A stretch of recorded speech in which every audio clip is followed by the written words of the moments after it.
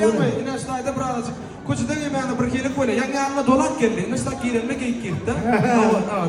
Daş da öğretti burada diyemedirlerdi. Canada oldu ne? Biliyorsunuz internette, TikTok'ta aynen bilen aman dilen aydımları hat popüler olup değil. Nedir? Sol aydım bilen başlar. Onun zaman yakın gibi tanıtı çağırır.